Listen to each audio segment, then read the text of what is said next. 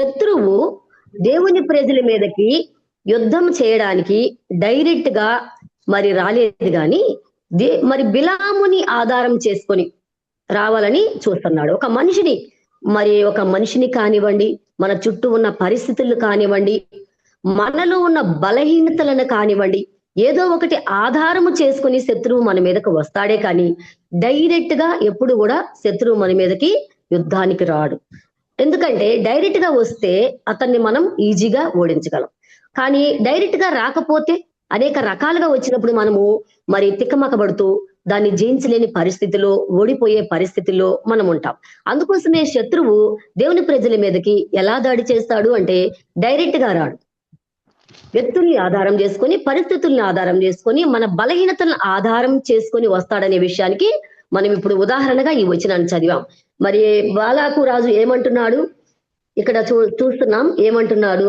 మరి బిలాము దగ్గరికి వచ్చి ఏమంటున్నాడు? కాబట్టి నీవు దయచేసి వచ్చి నా నిమిత్తము ఈ జనమును శపించము, వారు నాకంటే బలవంతులు, వారిని హతము చేయుటకు నేను బలముందుదునేమో, అప్పుడు నేను ఈ దేశములో నుండి వారిని తోలివేయుదును. ఏలైనగా నీవు దీవించువాడు దీవించబడుననియు, శపించువాడు శపించబడుననియు నేనెరుగుదును. దేవుడు మరి శత్రువుకి ఏం తెలుసట? మన గురించి మొట్టమొదటిగా దేవునికి ఎంత తెలుసో శత్రువుకు కూడా మన గురించి అన్నీ తెలుసు.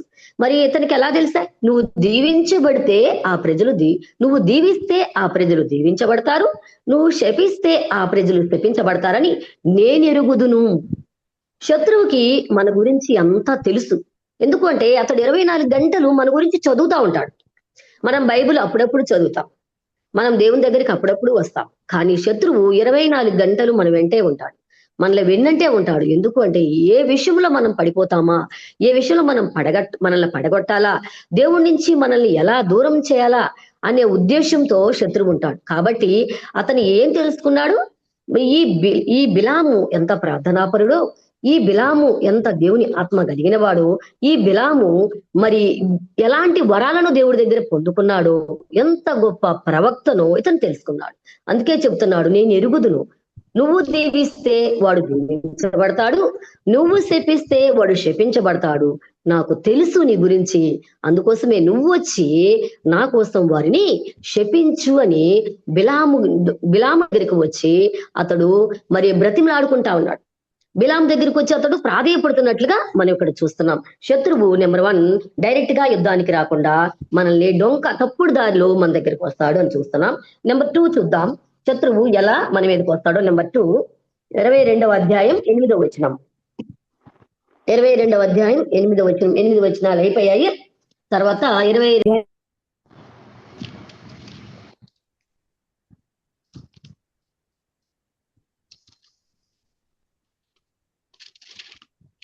9 నుంచి చూద్దాం. 22:9. 22:9 వచనాన్ని చదువుకుందాం. దేవుడు బిలాము వద్దకు వచ్చి, నీ యొద్దనున్న ఈ మనుషులు ఎవరని అడుగగా బిలాము దేవునితో ఇట్లనెను, తిప్పోరు కుమారుడైన బాలాకును మోయాబు రాజు చిత్తగించుము. ఒక జనము ఐగుప్తు నుండి బయలుదేరి వచ్చును, వారు భూతలమును కప్పుచున్నారు. నీవు ఇప్పుడే వచ్చి నా నిమిత్తం వారిని శపింపుము, నేను వారితో యుద్ధము చేసి వారిని తోలివేదునేమని వీరి చేత నాకు వర్తమానము పంపెను. అందుకు దేవుడు, నీవు వారితో వెళ్ళకూడదు, ఈ ప్రజలను శపించకూడదు, వారు ఆశీర్వదింపబడిన వారు అని బిలాముతో చెప్పెను. ఇక్కడ బిలాము ఎంత గొప్పవాడో మనం చూసుకుంటున్నాం. బిలాము యొక్క భక్తి జీవితాన్ని మనం చూసుకుంటున్నాం. దేవుడు బిలాము వద్దకు వచ్చి, మనము రోజు దేవుని దగ్గరికి వస్తాం, ప్రతి పరిస్థితిలో మనం దేవుణ్ణి ఆశ్రయిస్తాం. మంచిదే. భక్తి జీవితంలో, విశ్వాస జీవితంలో దేవుని దగ్గరికి రావడం మంచి అలవాటు. అయితే బిలాము జీవితం మనకంటే చాలా డిఫరెంట్ గా, ఉన్నతంగా ఉంది. ఏంటి? దేవుడు బిలాము దగ్గరకు వచ్చాడు. మనకంటే బిలాము చాలా భక్తిపరుడు, మనకంటే బిలాము చాలా ప్రార్థనాపరుడు, మనకంటే బిలాము దేవుని యందు బహు భయభక్తులు కలిగిన వాడు, మనకంటే బిలాము దేవుని ఆత్మచేత నడిపింపబడుతున్నవాడు. అయితే దేవుడే బిలాము దగ్గరికి వచ్చి ఏమంటున్నాడు? నీవు వారు ఎందుకు వచ్చారు, ఎక్కడి నుంచి వచ్చారు అని బిలాముని అడిగినప్పుడు, దేవునికి తెలియదా? అన్నీ తెలుసు. అయితే బిలాము ద్వారా ఆయన వినాలని ఆశపడుతున్నాడు. అందుకోసమే బిలాం ఏమంటున్నాడు, ఫలానా దగ్గర నుంచి వారు వచ్చారు, నన్ను ఈ పని కోసం పిలుస్తున్నారు అని అడిగినప్పుడు దేవుడు ఏమంటున్నాడు, నువ్వు వెళ్ళకూడదు, వారు దీవించబడిన వారు, నువ్వు వారిని శపించకూడదు, నువ్వు వెళ్ళకూడదని దేవుడు ఆజ్ఞాపించాడు. అయితే దేవుడు చెప్పినప్పుడు బిలాము ఏం చేశాడో చూద్దాం. 13వ వచనాన్ని ధ్యానం చేసుకుందాం. 13. కాబట్టి బిలాము ఉదయమున లేచి బాలాకు అధికారులతో, మీరు మీ స్వదేశమునకు వెళ్ళుడి, మీతో కూడా వచ్చుటకు యెహోవా నాకు సెలవియ్యనని చెప్పుచున్నాడనగా. ఏం చెప్తున్నాడు? ఎంత చక్కగా దేవుడు బిలాము దగ్గరికి వచ్చాడు. దేవుడే బిలాముతో అప్పుడు ఏం చేయాలో చెప్పాడు. ఆ పరిస్థితిలో వెళ్ళాలా వద్దా అని బిలాము ప్రార్థించి ఉండవచ్చు. వెళ్తే మంచిదా, వెళ్ళకపోతే మంచిదా, ఇప్పుడు నేనేం చేయాలి అనే ఒక సందేహంలో బిలాం పడి ఉండవచ్చు. అయితే దేవుడే బిలాము దగ్గరికి వచ్చి ఆ సందేహాన్ని, అతనున్న పరిస్థితులు, అతడు ఏం చేయాలో మరి సమాధానాన్ని కూడా దేవుడే ఇస్తున్నాడు. ఏమని? నీవు వెళ్ళకూడదు, వారు దీవించబడిన వారు అని దేవుడు చెప్పినప్పుడు మరి బిలాము వెంటనే ఏం చెప్తున్నాడు? ఉదయాన్నే లేచి, రాత్రి దేవుడు బిలాము దగ్గరికి వచ్చాడు, దేవుడే బిలాము ఏం చేయాలో చెప్పాడు. కాబట్టి ఉదయాన్నే వచ్చి ఏం చెప్తున్నాడు? వాళ్ళ అధికారులతో, బాలాకు అధికారులతో ఏం చెప్తున్నాడు? దేవుడు నన్ను వెళ్ళవద్దని చెప్పాడు, నేను మీతో రావడానికి ఆయన సెలవు ఇవ్వలేదు, నాకు ఆయన అనుమతి లేకుండా నేను ఎలా వస్తాను, ఆయన చెప్పకుండా నేను ఎలా వస్తాను, కాబట్టి దేవుడే నన్ను వద్దన్నాడు, కాబట్టి ఆయన నాకు వెళ్ళమని సెలవే లేదు, కాబట్టి నేను రాలేను, దయచేసి మీ స్వదేశానికి మీరు వెళ్ళిపోండి, నేనేమి చెయ్యలేను అంటున్నాడు. చూడండి బిలాము ఎంత భక్తిపరుడు. వచ్చిన వారు అధికారులట, బాలాకు అధికారులు అని రాయబడింది. వచ్చిన వారు చాలా గొప్పవారే అయినప్పటికీ కూడా దేవుడు వెళ్ళవద్దు అంటే బిలాం ఏం చేస్తున్నాడు? నేను వెళ్ళను, నేను రాను అని చెప్తున్నాడు. ఎంత మంచి లక్షణాలు కలిగిన బిలాము. అయితే ఇంకా ఏం చేస్తున్నాడో చూద్దాం. 28వ వచనాన్ని ధ్యానం చేసుకున్నాం. 22, 13, 15 వచనాన్ని కూడా ధ్యానం చేసుకున్నాం. 13, 15. కాబట్టి బిలాము ఉదయం లేచి చెప్పుకున్నాము. 15 చూసుకుందాం. ఆయనను బాలాకు వారికంటే బహు ఘనత వహించిన మరి ఎక్కువ మంది అధికారులను మరలా పంపెను. వారు బిలాము నద్దకు వచ్చి అతనితో, నీవు దయచేసి నా యొద్దకు వచ్చుటకు ఏమీ అడ్డము చెప్పకము, నేను నీకు బహు ఘనతను కలుగజేసేదను, నీవు నాతో ఏమి చెప్పుదువు అది చేసేదను గనుక నీవు దయచేసి వచ్చి నా నిమిత్తము ఈ జనమును శపించమని షిప్పోరు కుమారుడైన బాలాకు చెప్పాననిరి. చూడండి, శత్రువు ఎలాంటి వాడు. బిలాము రానని చెప్పాడు, నా దేవుడు వెళ్ళొద్దన్నాడు, నా దేవుడు వద్దన్న పని నేను చేయలేను, నా దేవుడు చెప్పింది మాత్రమే నేను చేయగలను, ఆయన వద్దు అన్నది నేను చేయలేను, నేనేం చేయలేను, నేను రాలేను, మీరు వెళ్ళిపోండి అని చెప్పాడు. చెప్పినప్పుడు వారు వెళ్ళిపోయారు, మంచిదే. అయితే వదిలేశారా? శత్రువు మనల్ని అంత తేలిగ్గా దేవుని ప్రజలని వదిలిపెట్టడు. వాడు పోరాటం చేస్తూనే ఉంటాడు. అందుకోసమే పరిశుద్ధ గ్రంథంలో మనం ఒక లేఖనాన్ని, చక్కని లేఖనాన్ని మనం జ్ఞాపకం చేసుకోవచ్చు. వినాశకుడు తన ఇల్లు విడిచి ఉన్నాడు. మనమేమో 24 గంటలు మన బాధ్యతలు, మన పనులు, మన కుటుంబాలు, మరి అన్ని మన ఇంట్లో అన్ని చూసుకుంటాం, సంఘంలో అన్ని చూసుకుంటా ఉంటాం. మరి దేవునికి 24 గంటల సమయాన్ని మనం ఇవ్వలేం. మనం తప్పకుండా దేవునికి 24 గంటల సమయాన్ని ఇవ్వలేము. ఏదో కొంత సమయాన్ని మాత్రమే మనం దేవునికి ఇస్తాము. ఎక్కువ సమయాన్ని మనం వాడుకుంటాం, తక్కువ సమయాన్ని దేవుడికి ఇస్తాం. కానీ శత్రువు అలా కాదు. 24 గంటలు కూడా వాడి గురంతా, వాడి లక్ష్యమంతా, వాడి ధ్యేయమంతా ఒకటే ఏంటి అంటే దేవుని ప్రజలను దేవుడి నుండి ఎలా దూరం చేయాలి, దేవుని ప్రజలను దేవుడి నుండి ఎలా వేరు చెయ్యాలి, వారు దేవుని రాజ్యాన్ని చేరకుండా నా కోసము, నా దూతల కోసం సిద్ధపరిచిన అగ్నిగుండానికి వారిని ఎలా తీసుకుని రావాలి అనే ఆ 24 గంటలు అదే ధ్యాస, అదే పోరాటం, అదే ఆరాటం. అందుకోసమే వినాశకుడు తన ఇల్లు విడిచాడు. ఇక వాడి కోసం అంటూ ఏం చూసుకోవడం లేదు. వాడి బాధ్యత అంతా కూడా మనల్ని దేవుడి నుంచి దూరం చేయాలి, ఎలా పడగొట్టాలి, మన బలహీనతలు ఏంటి, మన బలం ఏంటి, మనం ఏం చేస్తే దేవుని నుంచి దూరం అయిపోతాం, ఏం చేస్తే దేవుని ఆత్మ మన నుంచి వెళ్ళిపోతుంది, దేవునికి వేరైపోతాం, మనం దేవునికి శత్రువులు అవుతాం. ఇదే ధ్యాసలో వినాశకుడు ఉన్నాడు. అందుకోసమే మరి బిలాము నేను రాను, నా దేవుడు మీతో వెళ్ళవద్దన్నాడు అని చెప్పినప్పుడు శత్రువు ఆగిపోలేదు. సర్లే వాడు రానప్పుడు వాడి గాతి ఇంకొకడు చూసుకుందాం, ఏం అతనేనా, ఇంకా గొప్పవాళ్ళు లేరా అని అనుకోలేదు. కానీ బిలాముని దేవుడి నుంచి ఎలా దూరం చేయాలి? గొప్ప ప్రార్థనాపరుడైన బిలాము, మంచి భక్తిపరుడైన బిలాము, గొప్ప ప్రవక్త అయిన బిలాము, అతని నోటికి ఎంత అద్భుతమైన వరం, అతను ఏది పలికితే అది జరుగుతుంది. ఎంత అద్భుతమైన ఆత్మీయ వరాలను పొందుకున్న బిలాముని ఎలా దేవునికి శత్రువుగా మార్చాలి, ఎలా దేవుడి నుంచి దూరం చేయాలి, ఎలా దేవుని ఆత్మత నుంచి వెళ్ళిపోయేలా చేయాలనే పోరాటం, శత్రువు పోరాటం చేస్తూ ఏం చేస్తున్నాడు? అతని ప్రయత్నాలు ఆపడం లేదు. అతని ప్రయత్నాలు ఆపక ఇంకా చాలా గొప్పవారిని, మొదట పంపించిన అధికారుల కంటే ఇంకా గొప్పవారిని పంపించేయమంటున్నాడు. నువ్వు ఏది అడిగితే అది ఇస్తాను, ఏం చేయమంటే అది చేస్తాను, నీకు గొప్ప ఘనతనిస్తాను, ఎంత కావాలంటే అంత ఇస్తాను, ఏది కావాలంటే అది ఇస్తాను, నువ్వు దయచేసి ఏమీ అడ్డం చెప్పకుండా నాతో నువ్వు వచ్చి నేను చెప్పింది నువ్వు చెయ్యమని మరలా శత్రువు ప్రయత్నాలు చేస్తా ఉన్నాడు. అయితే మరి బిలాం ఏం చేశాడన్నది మనం చూసుకుందాం. చూడండి, అందుకు బిలాం 18వ వచనాన్ని ధ్యానం చేసుకుంటున్నాం. అందుకు బిలాం, బాలాకు తన ఇంటెడు వెండి బంగారములను నాకు ఇచ్చినను, కొద్ది పని అయినను గొప్ప పని అయినను చేయునట్లు నేను నా దేవుడైన యెహోవా నోటి మాట మీరలేను. కాబట్టి మీరు దయచేసి ఈ రాత్రి ఇక్కడ నుండుడి. యెహోవా నాతో ఇక నేమి చెప్పును నేను తెలుసుకుందునని బాలాకు సేవకులకు ఉత్తరం ఇచ్చును. ఏం చెప్తున్నాడు? మరలా నేను దేవుణ్ణి అడగాలి. మొన్న మీరు వచ్చినప్పుడు నేను అడిగాను, దేవుడు వెళ్ళొద్దని చెప్పాడు. మరలా మీరు వచ్చారు, నేను రానని చెప్పాను, నా దేవుడు మరి వెళ్ళొద్దన్నాడు అని చెప్పాను. అయినా మీరు వదలకుండా మరలా వచ్చి నన్ను బలవంతం చేస్తున్నారు. అయితే నేను నా అంతటా నేను ఏ నిర్ణయాన్ని తీసుకోలేను, నా అంతటా నేను రాలేను. మరలా నా దేవుడిని నేను అడుగుతాను, మరలా నా దేవుడు ఏం చెప్తే నేను అదే చేస్తాను.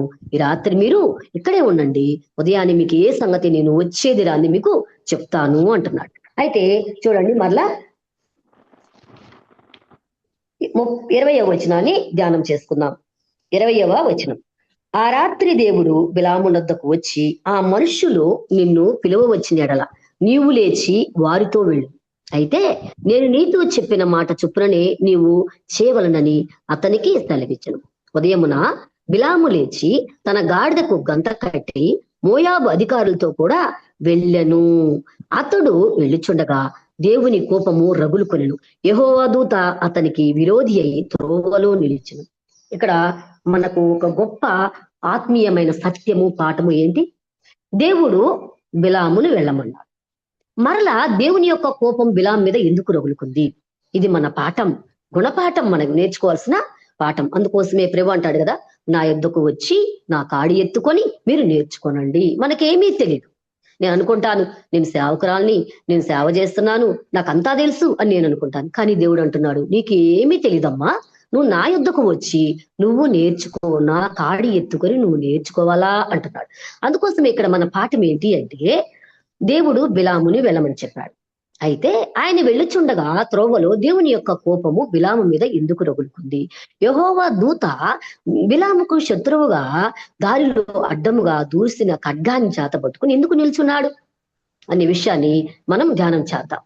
ఎందుకు అంటే, నెంబర్ 1, మొట్టమొదటిగా వారు వచ్చినప్పుడు దేవుడు ఏం చెప్పాడు? నువ్వు వెళ్ళొద్దు అని చెప్పాడు.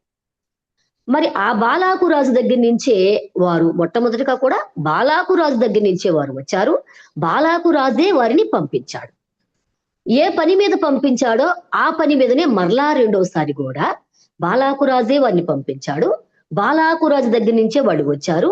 అదే పని మీద దేవుని బిడ్డల నాశనం కోసం, దేవుని బిడ్డల పతనం కోసం, దేవుని బిడ్డల వినాశనం కోసమే పంపించాడు. మరలా బిలాముని దేవుని యొద్ద నుండి దూరం చేయడానికే పంపించాడు. వాళ్ళు 2 సార్లు వచ్చినా, వాళ్ళు 3 సార్లు వచ్చినా బిలాము దగ్గరికి బాలాకు రాజు దగ్గర నుంచి మాత్రమే వస్తున్నారు. బాలాకు రాజు మాత్రమే పంపిస్తున్నాడు. వారు వస్తున్న కార్యం కూడా ఒకటే, దేవుని నుండి బిలామును దూరం చేయాలా, దేవుని బిడ్డలను పతనం చేయాలా. మరి ఈ విషయము మరి బిలాముకి కొంత తెలుసు. చెప్పాడు కదా, దేవుడు వారిని నేను దీవించాను కాబట్టి నువ్వు శపించకూడదు అని దేవుడు చెప్పాడు. అలాంటప్పుడు మొట్టమొదట వచ్చినప్పుడు దేవుడు వద్దు అని చెప్పాడు కదా. మరలా నేను దేవుణ్ణి అడిగి చెప్తాను, మీరు ఈ రాత్రి ఇక్కడే ఉండండి అని చెప్పడం బిలాము చేసిన పెద్ద పొరపాటు. మరి దుష్టునికి అపవాదికి ఒక ఎంట్రుక దూరే సందు వాడికిస్తే వాడు హెలికాప్టర్లు వేసుకొని వస్తాడట. హెలికాప్టర్లు ఎంట్రుక ఎంత ఖాళీ ఉంటుంది, సందు ఉంటుంది, దాన్ని అంత అవకాశం మనం ఇచ్చిన వాడు హెలికాప్టర్లు వేసుకొని రావడానికి వాడు రెడీగా ఉంటాడట. ఇక్కడ బిలాం ఏం చేశాడంటే అపవాదికి అవకాశం ఇచ్చాడు. ఎందుకు అవకాశం ఇచ్చాడు? రాగానే ఏం చెప్పాలి? మొన్న మీతో చెప్పలేదా మా దేవుడు వెళ్ళొద్దని చెప్పాడు. అది మా దేవుడికి ఇష్టం లేని కార్యం. నా దేవుడు నాకు సెలవీయలేదు చెప్పాను కదా. మరలా ఎందుకు వచ్చారు? దయచేసి మీరు నా ఇంటికి రావద్దు, మీరు వెళ్ళిపోండి అని బయట అతను ఏం చేయాలి? బిలాము వారిని వెళ్ళగొట్టాలి. వారిని వెళ్ళగొట్టకుండా వారిని ఇంట్లోకి ఆహ్వానించి వాళ్ళతో మరి మంచి చెడ్డలు ఏదో మాట్లాడి, ఏదో తాగడానికి ఇచ్చాడో, కూర్చోమని మర్యాదలు చేశాడో, ఏం చేశాడో మనకు తెలియదు. వారిని ఆహ్వానించాడు. వారిని ఆహ్వానించి వారిని కూర్చోబెట్టి వాళ్ళని చేర్చుకొని అతను ఏం చేస్తున్నాడు? వెళ్ళాలని మనసులో ఉంది కోరిక. అందుకోసమే మళ్ళా ఈ రాత్రి నేను అడుగుతాను అంటున్నాడు. ఎందుకని? ఈసారి వచ్చిన వాళ్ళు ఇంకా గొప్పవాళ్ళు. మొదటగా వచ్చిన వాళ్ళు ఒకవేళ ఎమ్మెల్యే లాంటి వాళ్ళు అయి ఉండొచ్చు. ఈసారి వచ్చిన వాళ్ళు ఒకవేళ సీఎం లాంటి వాళ్ళు అయి ఉండొచ్చు. చాలా గొప్పవారు వచ్చారట. చాలా నీకెంత ఘనతను కలుగు చేస్తాం తెలుసా? మీ దేవుడు ఏమిచ్చాడు బిలాం? నీకు ఏమిచ్చాడు మీ దేవుడు చెప్పు? మా మాట వింటే, మా రాజు మాట వింటే నీకు ఎంత గొప్పతనం, ఎంత గౌరవం, ఎంత ధనం, ఎంత పలుకుబడి, ఎంత ఉన్నతమైన స్థానానికి నువ్వు వెళ్తావో తెలుసా? ఏం చేశాడు మీ దేవుడు చెప్పు నీకు అని ఒకవేళ బిలాంను వారు అడుగుండొచ్చు. అందుకోసమే బిలాం కూడా ఆలోచించి ఉండవచ్చేమో, నేను ఇంత ప్రార్థనా పరుణ్ణి, నేను ఇంత భక్తి పరుణ్ణి, నేను ఎంతగా దేవుని మాట మేరకుండా జీవిస్తున్నాను, నిజమే కదా, నాకు వచ్చిన ఘనత ఏమొచ్చింది, నాకు వచ్చిన గౌరవం ఏముంది, నాకు వచ్చిన సంపద ఏముంది, ఎంత గొప్పవారు వచ్చి నా ఇంటికి వచ్చి ఇంత గొప్పవారు నన్ను ఎంతగా ప్రాధేయపడుతున్నారు. అది వెళ్ళిపోయింది చూద్దురా అమ్మ బొమ్మ. యా ఇది ఆగిపోయిందిరా, కట్ అయింది చూద్దురా. ఇది కట్ అయింది, ఛార్జింగ్ అయిపోయింది. ఛార్జింగ్ ఎంత ఉంది?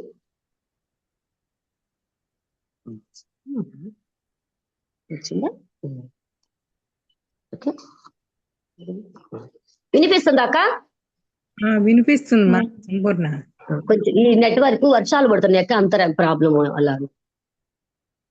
కాబట్టి అతను ఆలోచించి ఉండొచ్చు, దేవుడి ద్వారా నాకు ఏం ఒరిగిందిలే అనుకొని ఉండొచ్చు. తన మనసులో వెళ్ళాలని ఆశ ఉంది. అయితే వెళ్ళేటప్పుడు దేవుడు కూడా వెళ్ళమంటే బాగుంటుంది కదా. మరలా దేవుడు శత్రువు అయితే నాకు చాలా సమస్యలు వస్తాయి, మరలా దేవుడికి ఇష్టం లేకుండా వెళ్తే ఏదైనా రావచ్చేమో, సమస్యలు రావచ్చేమో, ఏదన్నా శిక్ష రావచ్చేమో, ఏదన్నా బాధ రావచ్చేమో, ఎందుకులే వెళ్ళాలని ఆశ ఉంది. కానీ దేవుడు కూడా ఒక మాట మళ్ళీ అడుగుదాం, మళ్ళా ఏమంటాడు, దేవుడు కూడా వెళ్ళమంటే ఇంకా చాలా సంతోషం కదా అనుకొని తన మనసులో వెళ్ళాలని ఆశ ఉంది. కాబట్టి ఆ రాత్రి వాళ్ళను తన ఇంటిలో చేర్చుకొని వారిని మరి వాళ్ళకి ఏం కావాలో అవన్నీ చక్కగా చూసి మర్యాదలు చేసి రేపు మీతో మాట్లాడతాను. అపవాదికి అక్కడ అతను అవకాశం ఇచ్చాడు. అపవాదికి అవకాశం ఇచ్చాడు, వెళ్ళాలనే కోరిక అతనిలో కలిగింది. అందుకోసమే దేవుడు ఏమంటున్నాడు, మొట్టమొదటిగా నేను వెళ్ళొద్దని చెప్పాను, అయినా తెలిసి కూడా వెళ్ళొద్దని చెప్తే నీకు తెలుసు, వాళ్ళని శపించకూడదని నీకు తెలుసు, నాకు ఇష్టం లేని కార్యమని నీకు తెలుసు, అయినా మరలా దేవుణ్ణి అడిగి చెప్తాను అన్నావు. అంటే నేను వెళ్ళమంటే నువ్వు వెళ్ళాలనుకుంటున్నావు. నేను ఎప్పుడు వెళ్ళమంటానా, ఎప్పుడు వెళ్ళాలా అని నీకు మనసులో కోరిక ఉంది కదా, సరే వెళ్ళు అని చెప్పాడు. దేవుడు అప్పుడు అతనికి శత్రువయ్యాడు. అందుకోసమే త్రోవలో ఆయన విరోధి అయి శత్రువై ఖడ్గం పట్టుకొని నిలబడ్డాడు. దేవుని యొక్క కోపం అక్కడ బిలాం మీదకి వచ్చింది. చూడండి, ఎంత భక్తిపరుడైనా, మరి ఎంత ప్రార్థనాపరుడైనా, ఎంత గొప్ప ప్రవక్త అయినా ఈ లోకములో జీవపుడంబాన్ని, ఈ లోకాన్ని జయించడం చాలా కష్టం. అందుకోసమే శరీరమే మనకి ప్రధాన శత్రువు, లోకము శత్రువు, సాతాను మనకి శత్రువు. ఈ ముగ్గురు కూడా మనకి శత్రువులుగా ఉన్నారు. కాబట్టి బిలాము లోకాన్ని జయించే విషయంలో ఫెయిల్ అయిపోతా ఉన్నాడు. అందుకోసమే దేవుడు బిలాముకి శత్రువయ్యాడు. దేవుడే ఖడ్గాన్ని, దూతను పంపి ఖడ్గాన్ని పట్టుకొని అక్కడ దారిలో ఉన్నట్టుగా చూస్తున్నాం. అయితే బిలాము కోసము దేవుడు చూడండి గాడిదకి ఎలా ఇచ్చాడు, ఇక్కడ మాట్లాడుకున్నాం చూడండి. 28వ వచనం, సంఖ్యాకాండం 22వ అధ్యాయం 28వ వచనాన్ని ధ్యానం చేసుకున్నాం. అప్పుడు యెహోవా ఆ గాడిదకు వాక్కునిచ్చిన గనుక అది నీవు నన్ను ముమ్మారు కొట్టితివి, నేను నిన్నేమి చేసినని బిలాముతో అనగా, బిలాము నీవు నా మీద తిరుగుబడితివి, నా చేత ఖడ్గమున్న ఎడల నిన్ను చంపియుందునని గాడిదతో. అందుకు గాడిద, నేను నీ దాననైనది మొదలుకొని నేటి వరకు నీవు ఎక్కుచూ వచ్చిన నీ గాడిదను కానా, నేనెప్పుడైనా నీకిట్లు చేయుట కద్దా అని బిలాముతో అనగా అతడు లేదని. అంతలో యెహోవా బిలాము కన్నులు తెరిచిన గనుక దూసిన ఖడ్గము చేత పట్టుకొని త్రోవలో నిలిచియున్న యెహోవా దూతను అతడు చూసి తల ఉంచి సాష్టాంగ నమస్కారము చేయగా, యెహోవా దూత, ఈ ముమ్మారు నీ గాడిదను నీ వేలకొట్టితివి, ఇదిగో నా ఎదుట నీ నడత విపరీతమైనది గనుక నేను నీకు విరోధినై బయలుదేర వచ్చితనని. ఆ గాడిద నన్ను చూసి ఈ ముమ్మారు నీ ఎదుట నుండి తొలగెను. అది నా ఎదుట నుండి తొలగని ఎడల నిశ్చయముగా నేనిప్పుడే నిన్ను చంపి దాని ప్రాణమును రక్షించి ఉందునని అతనితో చెప్పెను. అందుకు బిలాము, నేను పాపము చేసి తిని అంటున్నా. చూడండి, మరి దేవుడు మనము పొరపాట్లు చేస్తున్నప్పుడు ఆత్మీయ జీవితంలో, విశ్వాస జీవితంలో, భక్తి జీవితంలో కొన్నిసార్లు మనం పొరపాటు చేస్తున్నప్పుడు అనేక రకాలుగా ప్రభువు నువ్వు చేస్తున్నది తప్పు తప్పు తప్పు అని మనకు తెలియజేస్తాడు. మనలో పరిశుద్ధాత్మ నుంచి మొట్టమొదటిగా నువ్వు చేస్తుంది తప్పు తప్పు తప్పు అని మనకు తెలియజేస్తాడు. మనం ఆత్మని ఆర్పకుడి అని దేవుని లేఖనాలు సెలవిస్తుంటే చాలా మంది ఆత్మను ఆర్పుకునే వాళ్ళు కూడా ఉంటున్నారు.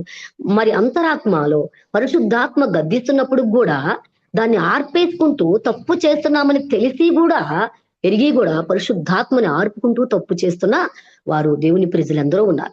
అయితే ఇంకా అనేక మందిని పంపిస్తాడు ప్రభు. మరి సేవకులను కానివ్వండి, దేవుని ప్రజలను కానివ్వండి, దేవుని వాక్యం ద్వారా కానివ్వండి, అనేక మారులు మనం చేస్తున్నది తప్పు అని ఆయన మనకు తెలియచేయాలని, మనల్ని సరి చేయాలని, తిరిగి సమకూర్చాలని దేవుని యొక్క ప్రేమ, దేవుని యొక్క ఆరాటం. శత్రువు యొక్క ఆరాటం దేవుని నుంచి మనల్ని దూరం చేయాలా. దేవుని యొక్క ఆరాటం ఎలాగైనా శత్రువుని మనం జయించాలా, శత్రుని మనం అణగదొక్కాలా, శత్రుని మనం ఓడించాలా, ఈ లోకంలో జీవితం మనం జీవించాలా, దేవుని కొరకు ఒక ప్రత్యేకమైన జీవితం జీవించాలా, దేవుని చిత్తం మనం నెరవేర్చాలా, దేవునికి మనం మహిమను తీసుకొని రావాలా, ఈ లోకంలో దేవునితో కలిసి మనం జీవించాలా, తిరిగి పరలోకాన్ని మనం స్వతంత్రించుకోవాలా అని దేవుని యొక్క ఆశ, ఆయన ఆకాంక్ష, ఆయన ఆరాటం, ఆయన అనేక రకాలుగా మనం తప్పు చేస్తున్నప్పుడు మనల్ని వెంటాడుతూ ఉంటాడు గాని వదిలిపెట్టలే. ఆది ఆదాము, మన మూలపితరుడైన ఆది ఆదాము పాపం చేసినప్పుడు దేవుడు మొట్టమొదటిగా ఆదాము దగ్గరికి వచ్చి, మరలా పోయిందమ్మా పవన్, త్వరగా ఇక్కడే ఉండు, నువ్వు ఇక్కడే ఉండు, అది పోయింది మళ్ళా బొమ్మ. వినిపిస్తుందో లేదో తెలియదు.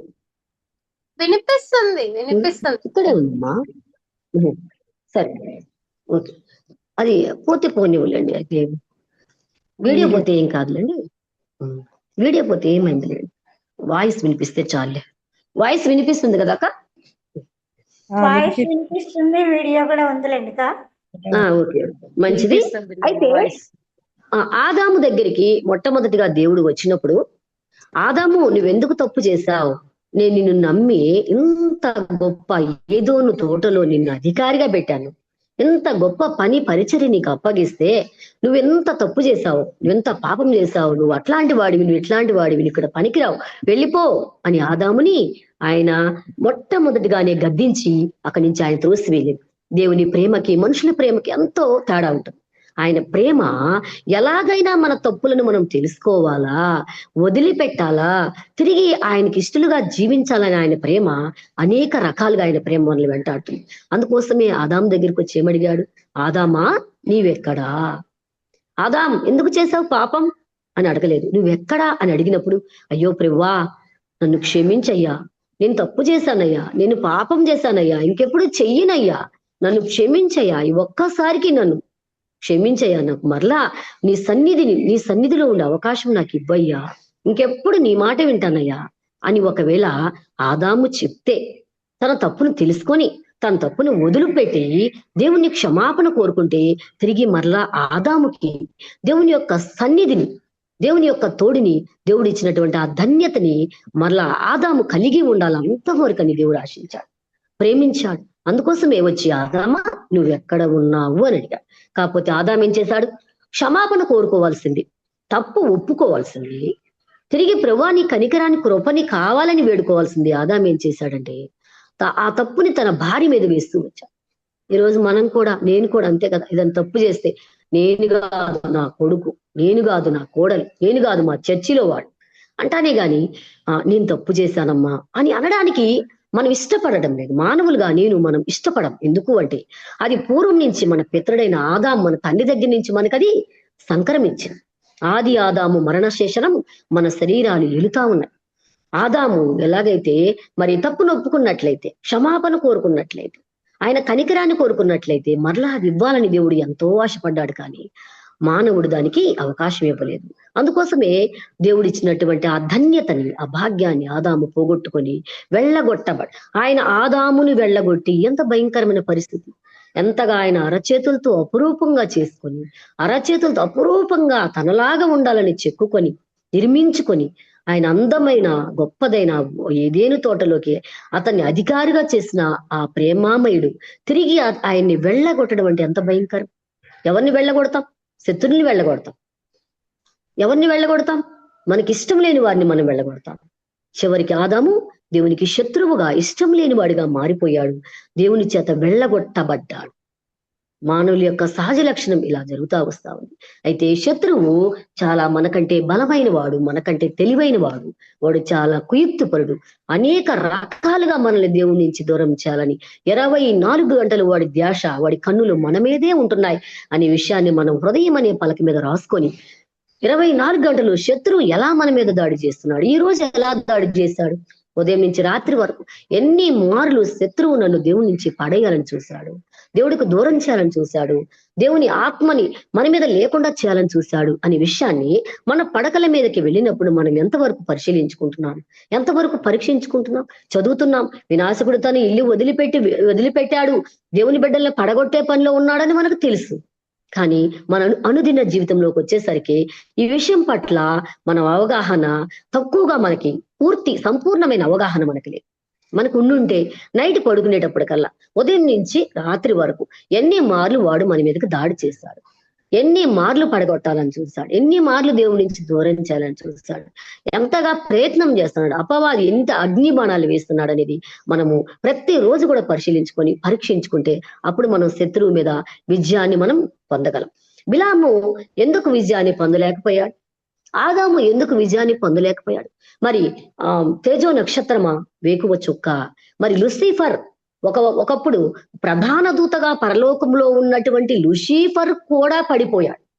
ఎందుకు పడిపోయాడు అంటే మరి ఆ శత్రువు యొక్క కుయుక్తిని, శత్రువు యొక్క తంత్రాలను, శత్రువు యొక్క బాణాలను తెలుసుకునే విషయంలో మనకి టైం స్పెండ్ చేయలేకపోతున్నాం. టైం అక్కడ మనము కూర్చుని ఆలోచించుకునే అంత టైం మనకి ఈ రోజు లేదు. అంత బిజీ షెడ్యూల్డ్ మంది. పరిగెత్తడం దేవుని పనే చేస్తాం కానీ పరిగెత్తుతా ఉంటాం. ఇంట్లో పని చేస్తాం, పరిగెత్తడంలోనే మన పని సరిపోతుంది కానీ కూర్చుని దేవుని పాదాల దగ్గర నిదానించి ఆలోచించుకునే సమయం మనకి లేకుండా పోతుంది. మరి ప్రధాన దూత అయిన లూసిఫర్, వేకువ చుక్క, తేజో నక్షత్రమా అని సాక్ష్యము పొందినవాడు, ఆకాశమున నుండి ఎలా నీవు నేల మట్టికి పడిపోతివి అని మరి రాయబడుతూ వచ్చింది. అంత సౌందర్యం కలిగిన వాడు, అంత పరలోకంలో ఘనత కలిగిన వాడు, పరలోకంలో గొప్పవాడు, ప్రధానమైన వాడు, అంత గొప్పవాడు కూడా పరలోకం నుంచి త్రోసివేయబడుతూ, నెట్టివేయబడుతూ దేవునికి శత్రువుగా, దేవుని ప్రజలందరికీ భయంకరమైన విరోధిగా, మరి సాతానుగా అతను మారిపోతూ వచ్చాడు. క్రైస్తవ జీవితం అంటే చాలా మరి జీవము గల దేవుని చేతిలో అతి భయంకరము. జీవము గల దేవుని చేతిలోకి మనం రావాలి. కానీ మన జీవితం భయంకరమైందని రోజు మన జీవితాన్ని ఎంతో పరిశీలనతో, పరీక్షతో మనము చూసుకోవాల్సిన వారమని మనము తెలుసుకోవాలి. ఎంతో మంది మనకంటే గొప్ప గొప్ప భక్తులు, గొప్ప గొప్ప ప్రవక్తలు, గొప్ప గొప్ప ప్రార్థనాపరులు కూడా దేవుని నుండి దూరం అయిపోయారు, దేవునికి శత్రువులైపోయారు, దేవుని నుండి వాళ్ళు వేరైపోయారు. ఎందుకు అనే విషయాలు మన జీవితంలో మనం మర్చిపోకుండా ధ్యానం చేసుకుంటూ హృదయం అనే పలక మీద రాసుకోవాలి. సంసోను దేవుడి యొక్క ఎంతో ఉద్దేశంతో, ప్రణాళికతో దేవుడు సంసోనిని మరి పుట్టించాడు. మరి అతనికి జన్మని మరి తన తల్లి గర్భంలో పెడుతూ వచ్చాడు, చెప్పాడు. అతను జీవితం గురించి దేవుడు ఒక గొప్ప ఉద్దేశం ఉంది, ప్రణాళిక ఉంది సంసోను గురించి. అతడు ఒక అభిషేకం అతను దేవుడి నుంచి పొందుకొని గొప్ప కార్యాలు సంసోనించాలి. కానీ సంసోను కూడా పడిపోతూ వచ్చాడు. ఎందుకు అంటే మరి మనలో బలహీనతను ఆధారం చేసుకుని శత్రువు మనలో పడగొడతాడు. సంసోను యొక్క బలహీనత ఏంటి? ఒక స్త్రీ. ఆదాము యొక్క బలహీనత ఏంటి? ఒక స్త్రీ. నా బలహీనత ఏంటి? నాకు తెలుసండి. మన బలహీనతలు మనకు తెలుసు. మనలో ఉన్న బలహీనతలు ఆధారం చేసుకొని శత్రువు 24 గంటలు కూడా మన మీద దాడి చేస్తున్నాడు. వాడు అగ్ని బాణాలు వేస్తూ ఉన్నాడు. మన దేవుడి నుంచి మనల్ని దూరం చేయాలని మరి ఎంతో ప్రయాసపడుతున్నాడు అనే విషయం మనం మర్చిపోకూడదు. అయితే బిలాము యొక్క ముగింపుని మనం చూసుకుందాం. బిలాము యొక్క ముగింపు 23:10. 24:2 చూసుకుందాం. ముందు 24:2. 24:2. బిలాము కన్నులెత్తి ఇస్రాయిల్ చదవండి చదవండి అక్క. ఇశ్రాయేలీయులు తమ తమ గోత్రముల చొప్పున దిగి ఉండుట చూచినప్పుడు దేవుని ఆత్మ అతని మీదికి వచ్చెను కనుక అతడు ఉపమాన రీతిగా ఇట్లా నేను చదవనాక చదవమ్మా. బెయేరు కుమారుడైన బిలాంకు వచ్చిన దేవోక్తి, కన్నులు తెరిచిన వానికి వచ్చిన దేవోక్తి, దేవవాక్కులను వినిన వాని వార్త. అతడు పరవశుడై కన్నులు తెరిచిన వాడై సర్వశక్తిని దర్శనము పొందెను. యాకోబు నీ గుడారంలో, ఇశ్రాయేలు నీ సర్వశక్తిని దర్శనం నీ పొంది నివాసములు ఎంతో రమ్యమైంది. మంచిది. బిలాము ఎలాంటి వాడు? దేవుని ఆత్మను కలిగిన వాడు, ఎంతో గొప్పవాడు. బిలాము ఎంతో గొప్పవాడని మనం చూస్తా ఉన్నాం. దేవుడే బిలాము దగ్గరికి వచ్చాడని మనం చూస్తా ఉన్నాం. దేవుని యొక్క ఆత్మ కలిగిన వాడని మనం చూస్తా ఉన్నాం. ఆయన దేవునితో ముఖాముఖిగా మాట్లాడుతున్నటువంటి గొప్ప ప్రార్థనాపరుడు కూడా మనం చూస్తున్నాం. చూడండి, ఈ రాత్రి మీరు ఉండండి, దేవుడితో నేను మాట్లాడతాను అంటే ఎంత ధైర్యం ఉండాలండి. మనకు ఒక సమస్య వస్తే, మన ఇంటికి ఎవరైనా వస్తే మనం ఏం చేయాలా అని అడిగినప్పుడు, ఈ రాత్రి మీరు ఉండండి, ఈ రాత్రి దేవుడు నాతో మాట్లాడతాడు, నేను దేవుడిని అడుగుతాను, నా దేవుడు నాకు చెప్తాడులేండి, రేపు ఉదయం నేను మీకు ఏ సంగతి చెప్తా అనే ధైర్యం నాకు లేదు కదా. అనే ధైర్యం భక్తి జీవితంలో, నీ భక్తి నీకు ధైర్యం పుట్టించదా అని యేబుగారు చెప్తున్నారు. కానీ మన భక్తి మనకు ధైర్యం పుట్టించడం అనేక మార్లు మన విశ్వాస జీవితంలో, మన భక్తి జీవితంలో మనకు సమస్యలు వచ్చినప్పుడు మనం చెప్పగలమా, ఈ రాత్రి దేవుడు నాతో మాట్లాడతాడు, నేను దేవుడిని అడుగుతాను, ఆయన చెప్తాడు, ఏ సంగతి నేను మీకు చెప్తాను అని మనం చెప్పగలమా? ఎంత ప్రార్థనాపరుడో చూడండి. దేవునితో ముఖాముఖిగా మాట్లాడుతున్నాడు, దేవుని స్వరాన్ని వింటా ఉన్నాడు, దేవుని ఆత్మను కలిగిన వాడు, ఒక గొప్ప ప్రవక్త, ఒక గొప్ప భక్తిపరుడు, ప్రార్థనాపరుడైన బిలాము అని మనం చూస్తా ఉన్నాం. అయితే 23:10 చూద్దాం. 23:10. యాకోబు రేణువులను ఎవరు లెక్కించెదరు? ఇశ్రాయేలు 4వ పాలను ఎవరు లెక్క పెట్టగలరు? నీతిమంతుల మరణం వంటి మరణము నాకు లభించును గాక, నా అంత్యదశ వారి అంతము వంటి దగును గాక నేను. అంతటి బాలాకు చాలమ్మా. అయితే బిలాం ఏం కోరుకుంటున్నాడు? నీతిమంతుల వంటి మరణము నాకు రావాలి అని కోరుకుంటున్నాడు. ఎందుకని?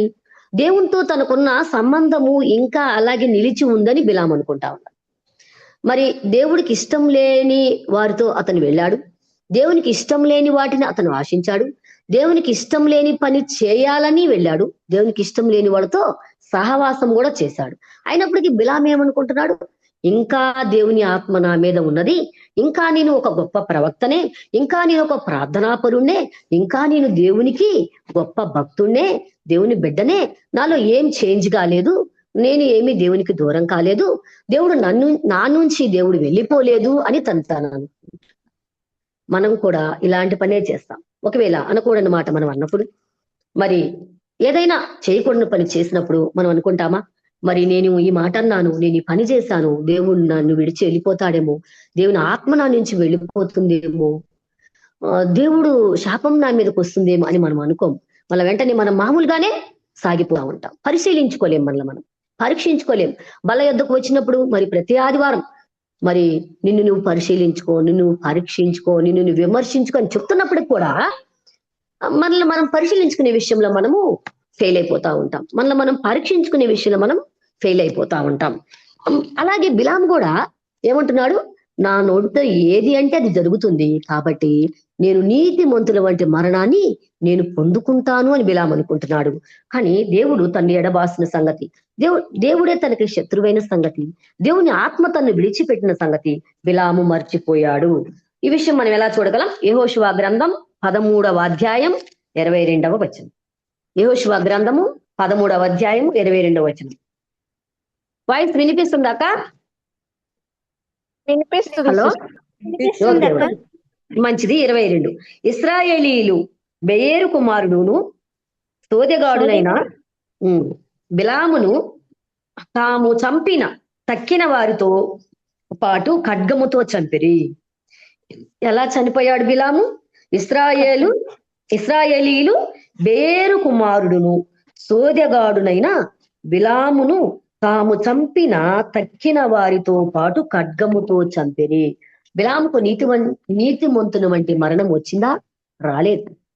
అతనేమనుకుంటున్నాడు? నీతిమంతుని వంటి మరణం నాకు రావాలంటే నేను ఇంకా నీతిమంతుణ్ణే, నేను ఇంకా ప్రార్థనా పరుణ్ణే, నేను ఇంకా భక్తి పరుణ్ణే, నేను ఇంకా ప్రవక్తనే, నేను ఇంకా గొప్పవాడినే, నేనేం చెబితే అది జరుగుతుంది. బాలాకు రాజే వచ్చి చెప్పాడు, అయ్యా బిలాము నువ్వేం చెప్తే అది జరుగుతుందయ్యా, నీకెంత గొప్ప వరం ఉందయ్యా మాకు తెలుసయ్యా, నువ్వు రాయ్యా అని ఒక గొప్ప వేరే దేశం రాజు తెలుసుకొని వచ్చాడు. నేను అలాంటి వాడినే కాబట్టి నాకు ఎలాంటి మరణం వస్తుంది? తనను తాను దీవించుకుంటున్నాడు. నేను నీతిమంతుడి మరణం, నీతిమంతుడు ఎలాగ మరణిస్తాడు? అలాంటి మంచి మరణం నాకు రావాలి అని తనను తాను దీవించుకుంటా వస్తున్నాడు. కానీ అప్పటి వరకు బిలాము ఏమి చెప్తే అది జరుగుతా వచ్చింది. కానీ ఎప్పుడైతే బిలాము దేవుడు వద్దు అన్న తర్వాత మరలా మనసులో వెళ్ళాలి అని ఆశ, ఈ లోకంలో అధికారాలు చూసినప్పుడు, ధనం ఆశ చూపించినప్పుడు, అధికారాన్ని ఆశ చూపించినప్పుడు, ఘనతను చూపించినప్పుడు, గొప్పతనాలు గౌరవాలను చూపించినప్పుడు, ఈ లోకంలో ఉన్న వాటిని లోకాశలను చూపించినప్పుడు బిలాము ఎప్పుడైతే దేవుడు వెళ్ళమంటే బాగుండు, వెళ్ళాలా, అవన్నీ నాకు కావాలా అని ఆశ ఎప్పుడైతే కలిగిందో, లోకాన్ని ఎప్పుడైతే ఆశించాడో, దేవుడు వెళ్ళొద్దు అంటే మరలా అడుగుదామని దేవుణ్ణి శోధిస్తున్నాడు. దేవుణ్ణి శోధించి మరలా ఆ రాత్రి దేవుణ్ణి అడగాలని ఆశ ఎప్పుడు కలిగిందో, దేవుడు శత్రువులను ఎప్పుడైతే ఎంట చేర్చుకున్నాడో, దేవుడు శత్రువులతో ఎప్పుడైతే సహవాసం చేశాడో, వాళ్ళతో వెళ్ళాలని ఆశ ఎప్పుడు కలిగి ఉన్నాడో అప్పుడు అతను దేవునికి శత్రువైపోయాడు. దేవుడు అతనికి శత్రువైపోయాడు. దేవుని ఆత్మ అతన్ని విడిచిపెట్టింది. తన భక్తి జీవితం పతనమైపోయింది, పాడైపోయింది, చెరిపి వేసుకున్నాడు. తన సొంత చేతులతో తనే బిలాము ఇష్టపూర్వకంగా తన భక్తి జీవితాన్ని పాడు చేసుకున్నాడు, విశ్వాస జీవితాన్ని పాడు చేసుకున్నాడు, పతనం చేసుకున్నాడు. విషయం అతను తెలుసుకోకుండా ఇంకా ఏమంటున్నాడు? తనను తను దీవించుకుంటున్నాడు. నేను ఎవరిని దీవిస్తే వాళ్ళు దీవించబడతారు కదా, నేను ఎవరిని శపిస్తే వారు శపించబడతారు కదా, అలాంటప్పుడు నన్ను నేనే ఎందుకు దీవించుకోకూడదు? నేను ఎలా ఉండాలి అంటే, నా మరణం ఎలా ఉండాలి, నా వృద్ధాప్యం ఎలా ఉండాలి అంటే నీతి మంతుడుకున్నట్లుగా ఉండాలి అని తను దీవించుకున్నప్పుడు అది జరగలేదు. శత్రువుల చేతిలో ఒక శత్రువు చంపబడ్డట్లుగా. శత్రువుని ఎలా చంపుతాం? ఖడ్గముతో. ఎవరిని చంపేది ఎంత భయంకరం, ఖడ్గంతో చంపడం. ఒక శత్రువు చేతిలో ఒక శత్రువుని చంపినట్లుగా అతను చంపబడుతూ వచ్చాడు బిలాము. ఎంతో భయంకరమైన మరణాన్ని అతడు మరణించాడు బిలాం. నీతిమంతుల మరణం అతనికి రాలేదు. అతని అంతము దేవునికి అయిష్టంగా ఉంది. అతని అంతము, అతని విశ్వాస జీవితం యొక్క ముగింపు, చివరి దశ, అంతము ఎలా ఉంది అంటే దేవునితో శత్రువు, దేవుని ఆత్మను కోల్పోయినవాడు, దేవునికి దూరమైన వాడు, దేవుని నుండి వేరైపోయిన వాడు. మరి అందరూ చదువుకోవాలా బిలాము జీవితం. యుగాంతమందు బుద్ధి కలుగుటకు ఈ సంగతులు మీ కొరకు నేను రాపించి పెట్టానని దేవుడు చెప్పినట్లుగా మనకు బుద్ధి కలగడానికి ఇంత గొప్ప ప్రార్థనాపరుడైన బిలామే శత్రుని జయించలేకపోయాడు. జాగ్రత్త. ఎంత గొప్ప ప్రవక్త అయిన బిలామే లోకాన్ని జయించలేకపోయాడు. జాగ్రత్త. ఎంత గొప్ప దేవుని స్వరాన్ని విన్న బిలాం, దేవుని ఆత్మచేత నడిపించబడిన బిలామే మరి శత్రువు చేతిలో పడిపోయాడు, చెడిపోయాడు, ఓడిపోయాడు. దేవుని చివరికి మరి ఒక శత్రువు చేతిలో చనిపోయాడు, పతనమైపోయాడు. జాగ్రత్త అని మనకి యుగాంతం ఈ యుగంలో ఉన్న మనకి బుద్ధి కలుగుటకు యుగాంతమందు దేవుడు ఈ సంగతులు బిలాము జీవితాన్ని మనకు రాస్తూ వచ్చాడు. శత్రువు మనల్ని ఒక్కసారిగా వదిలిపెట్టడు. శత్రువు ఎలాంటి వాడు అంటే, శత్రువు మనల్ని ఏం చేస్తాడు? డైరెక్ట్ గా మన మీదకి యుద్ధానికి రాడు. కనపడకుండా అనేక రకాలుగా అనేక మందిని మనకి ఎరగా వేస్తాడు. మన బలహీనతలు ఆధారం చేసుకుంటాడు. ఎవరు చెప్తే మనం వింటామో వాళ్ళని మన దగ్గరికి పంపిస్తాడు. అనేక రకాలుగా ఎలాగైనా మనం దేవుని నుంచి దూరం కావాలా, దేవునికి శత్రువులం కావాలా, దేవుని సన్నిధి నుంచి ఆదాము వెళ్ళకొట్టబడినట్టు మనం వెళ్ళకొట్టబడాలా. సంసోను పతనమైనట్లు మనం పతనం అవ్వాలని శత్రువు 24 గంటలు మన మీద దాడి చేస్తున్నాడు అనే విషయంలో శత్రువు ఏం చేస్తాడంటే డైరెక్ట్ గా మన మీదకి రాడు. అయితే శత్రువు వెంటనే మనలో వదిలేడు. ఒకసారి ట్రై చేశాను, వాళ్ళు పడిపోలేదు. 2 సార్లు ట్రై చేశాను, 10 సార్లు ట్రై చేశాను, ఆమె పడిపోలేదు, అతను పడిపోలేదు, ఇంకా ఎన్నిసార్లు అతని దగ్గరికి వెళ్ళాలి, నా టైం ఎందుకు వేస్ట్ చేసుకోవాలా అని శత్రువు అనుకోడు. మరి కొంతమంది భక్తులు చెప్తా వచ్చారు, మరి గొప్పవారు, పరలోకంలో మనం కుడి కాలు పెడితే ఎడంకాలు మరి పెట్టడానికి మనం ఒక కాలు పెడితే ఒక కాలు మనం ఎత్తి ఉంటుంది, ఒక కాలు పెడతాం, ఒక కాలు పెట్టడానికి రెడీగా ఉంటాం. ఈ రెండో కాలు ఎత్తి మరలా పరలోకంలోకి వెళ్ళిపోయినప్పుడు చూద్దాంలే అని అప్పటి వరకు కూడా వాడు మన దగ్గరే ఉంటాడట. ఒక కాలు పరలోకంలో పెట్టారు, ఇంకా వెళ్ళిపోయారులే మనకెందుకు, ఇక వీళ్ళు మన వాళ్ళు కాదు అని శత్రువు వెళ్ళిపోడట. రెండవ కాలు పైకి తీయాలి, పెట్టాలి, వెళ్ళాలి, చాలా సమయం ఉంది, వెళ్ళంతసేపు పడాలి, టైం బాగుంటే పడిపోవచ్చు కదా. అంతగా శత్రువు మన మీద కన్ను వేసి ఉంటాడు. 24 గంటలు అతని కన్ను మన మీదే. అతని శక్తి, అతని బలము, అతని తెలివి, జ్ఞానం అంతా మనల్ని దేవుని నుంచి దూరం చేయడానికి వాడుతున్నాడు అనే విషయాన్ని మనం మర్చిపోవద్దు. బిలాము మరి మొట్టమొదటిగా ఎంత ప్రార్థనాపరుడు, ఎంత దేవుని ఆత్మచేత నడిపింపబడిన వాడు, ఎంత గొప్ప ప్రవక్త, ఎన్ని ఆత్మీయ వరములు కలిగిన వాడు, ఎంతగా ప్రతి పరిస్థితిలో దేవుని స్వరాన్ని విన్నవాడు, అంత గొప్పవాడు పడిపోయాడు. అయితే మనము ఆయన పడిపోయినప్పుడు నేను ఎందుకు పడిపోకూడదు అనడానికి దేవుడు రాయలేదు. అయితే మనము వాళ్ళ జీవితాలు చూసుకొని మనం పడిపోకుండా ఉండాలి, పతనం కాకుండా ఉండాలి, దేవుడికి శత్రువులం కాకుండా, దేవుడు మనకి విరోధి కాకుండా ఉండాలి అంటే మరి అలాంటి వాళ్ళ జీవితాలు చదువుకుంటే మనకి బుద్ధి వస్తుంది, మనకి తెలివి వస్తుంది, మనం అనేక విషయాలు తెలుసుకుంటాము, మన ఆత్మీయ జీవితాన్ని మనం భద్రం చేసుకుంటాం, పదిలం చేసుకుంటాం, జాగ్రత్త కలిగి ఉంటామని దేవుడి యొక్క ఆశ, దేవుడి యొక్క ఆకాంక్ష.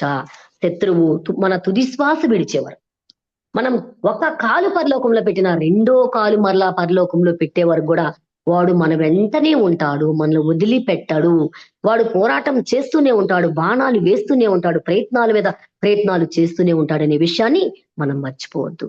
కాబట్టి మన ఆత్మీయ జీవితంలో 24 గంటలు కూడా మనము శత్రువుని జయించడానికి, అపవాది వేసే అగ్ని బాణాలను ఆర్పడానికి ఆత్మ ఖడ్గం, ప్రార్థనా జీవితం మనం కలిగి ఉంటూ, వాక్యాన్ని ధ్యానించుకుంటూ, ప్రభు పాదాల దగ్గర మనం స్థిరముగా, నమ్మకంగా, నిలకడగా, దేవా ఇదిగో గొప్ప గొప్ప బిలాములు పడిపోతూ వచ్చారు, సంసోన్లు పడిపోతూ వచ్చారు, ఆదాములు పడిపోతూ వచ్చారు, నేనెంతటి దాన్నయ్యా, నేనెంతటి వాడినయ్యా, నీ సహాయం లేనిది, నీ శక్తి లేనిది, నీ ఆత్మ నడిపింపు లేనిది నేను శత్రువుని జయించలేను. ఈ రోజంతా కూడా శత్రుని జయించడానికి నీ కృప నివ్వు, నీ ఆత్మాభిషేకాన్ని నీ ఆత్మ నడిపింపు నువ్వు, నీ పరమ జ్ఞానాన్నివ్వు, నీ దక్షిణాస్తం తోడించి శత్రువును జయించడానికి నీ సన్నిధిని నాకు అనుగ్రహించమని ఏ దినానికి ఆ దినం, ఏ క్షణానికి ఆ క్షణం ప్రభు సన్నిధిలో మనము దేవుణ్ణి అడిగి, దేవుని దగ్గర బ్రతిమాడుకొని పోరాటం చేసుకొని, దేవుని దగ్గర దేవుని యొక్క సన్నిధిని, దేవుని యొక్క మరి ఆత్మని, దేవుని యొక్క సహాయాన్ని, దేవుని యొక్క కృపని, కనికరాన్ని మనం పొందుకోవాలి. అప్పుడే మనము శత్రుని జయించగలం. కానీ నాకు చాలా తెలివి ఉంది, ఎవ్వరు వచ్చినా నేను మాట్లాడగలను, నాకు చాలా జ్ఞానం ఉంది, ఎవరినైనా నేను ఓడించగలను, నాకు చాలా బలం ఉంది, ఆ బలం ద్వారా ఎవరినైనా నేను ఏదైనా సాధించగలను అనుకుంటే, అందుకోసం అంటాడు కదా, యుద్ధ దినములకు రథములను గుర్రములను ఆయుత్తపరుచుట కద్దు, రక్షణ యెహోవా వశము. యుద్ధ దినం ఏం చేస్తారట, మరి బాణాలు అన్ని, మరి యుద్ధ ఆయుధాలనన్నీ వాళ్ళు రెడీ చేసుకుంటారు. యుద్ధానికి వెళ్ళడానికి రథాలు, గుర్రాలు, మరి ఎంతో మంది యుద్ధ వీరులను, మరి ఎన్నో యుద్ధ అస్త్రాలను వారు రెడీ చేసుకుంటారు. అది కరెక్టే, యుద్ధానికి వెళ్ళే వాళ్ళు అలా సిద్ధపడతారు, మంచిదే. కానీ అందువలన వారికి రక్షణ కలగదు. యెహోవా వలన మాత్రమే వారికి రక్షణ. వారు ఎన్ని ప్రయత్నాలు చేసినా, దేవుడు సహాయం లేనిది వారు ఎంతమంది బలమున్నా, ఎన్ని ఆయుధాలు ఉన్నా, మరి ఎన్ని గుర్రాలు ఉన్నా, ఎన్ని రథాలు ఉన్నా, ఎంత గొప్పతనం ఉన్నా, వారు గెలవాలి అంటే, రక్షణ రావాలి అంటే యెహోవా వలనే, దేవుని వలనే అని ఒక గొప్ప ఆత్మీయమైన సత్యం దేవుడు మన కోసం రాపించాడు. కాబట్టి మన జ్ఞానాన్ని మనం ఆధారం చేసుకోక, నీ సొంత నీతిని నువ్వు ఆధారం చేసుకోవద్దు. నేను జ్ఞానిని కదా అని నీవు అనుకొనవద్దు. మన జ్ఞానాన్ని, మన తెలివిని, మన భక్తిని, మన శక్తిని, మన బలగాన్ని, మన ధనాన్ని, దేన్ని ఆధారం చేసుకున్నా మనం పతనమైపోతాం. దేన్ని ఆధారం చేసుకున్నా, ఒకవేళ దేవుడు ఇవ్వచ్చు, అవి ఉండొచ్చు, మంచిదే, దేవునికి స్తోత్రం. అవి దేవుని మహిమ కొరకు, అవి దేవుని మహిమ కొరకు ఆయన ఇచ్చాడు. మీరు బహుగా ఫలించటం వలన తండ్రి మహిమ పరచబడను. మనం అనేక రకాలుగా ఆశీర్వదించబడటం వల్ల ఈ లోకము చూసినప్పుడు ఆయనకి మహిమ వస్తుంది. ఆయన మహిమ కోసం అవి ఇచ్చాడు, అంతేగాని ఆయన అవసరం లేదు, ఇవి ఉన్నాయి కదా, ఆయన అవసరం లేదు అని ఇవ్వలేదు. ఆయన మహిమ కోసం మాత్రమే అవి ఇచ్చాడు. కానీ ఆయన వలననే రక్షణ, ఆయన వలనే విజయము, ఆయన వలనే అంతం వరకు మనం నిలబడగలం, ఆయన వలనే పరలోకం మనం చేరగలం. సంపూర్ణంగా సజీవ యాగంగా మనం దేవునికి సమర్పించుకోవాలి, దేవుని మీద ఆధారపడాలి. అప్పుడే శత్రుని మనం జయించగలం, అప్పుడే అపవాదికి అగ్ని బాణాలను మనం ఆర్పగలం, అప్పుడే ఈ లోకంలో ఆయనకి మహిమ తీసుకుని రాగలం, ఆయన చిత్తాన్ని మనం నెరవేర్చగలం, మరి తిరిగి పరలోకాన్ని మనం స్వతంత్రించుకోగలం. ఇట్టి కృప ప్రభు మనకు అనుగ్రహించును గాక. తన లేఖనాలు ప్రభు మనలో నీరు కట్టి ఫలింపు చేయను గాక. ఆమేన్. అందరికీ ప్రేమ వందనాలు తెలియజేస్తున్నానమ్మా. మరి సమయం ఇచ్చిన దేవునికి